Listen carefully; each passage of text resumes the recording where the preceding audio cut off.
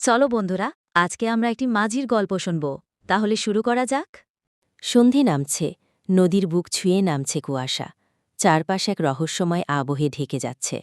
গোধূলি লাল আভা নদীর জলে খেলা করছে, আর প্রকৃতি ডুবে যাচ্ছে এক অদ্ভুত শান্তিতে। দূরে ভেসে আসছে একটি ছোট কাঠের নৌকা। মাঝি, যার চোখে ফুটে ওঠে এক গভীর প্রশান্তি, ধীরে ধীরে হাতে তুলে নেয় তার পুরনো দাঁড়। দাঁড় টানার ছপছপ শব্দ মিশে যায় নদী ঢেউয়ের সুর। মাঝি আলতো কণ্ঠে ধরতে শুরু করে গান। নদী আমার সাথী, নৌকা আমার ভরসা। তার কণ্ঠস্বর ভেসে যায় দূর নদীর বুক জুড়ে। এই গানে যেন প্রকাশ পায় তার আর প্রকৃতির অবিচ্ছেদ্য বন্ধন। রাত গভীর হয়, আকাশে ভেসে ওঠে চাঁদ। তার রূপালি আলোয় নদী চিকচিক করে ওঠে।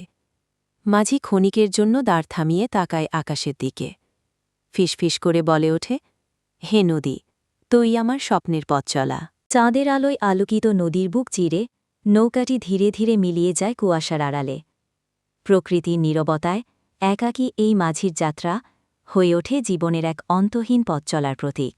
এই গল্প থেকে আমরা শিখি প্রকৃতির সাথে মানুষের গভীর সম্পর্ক আর জীবনের অবিরাম যাত্রার কথা।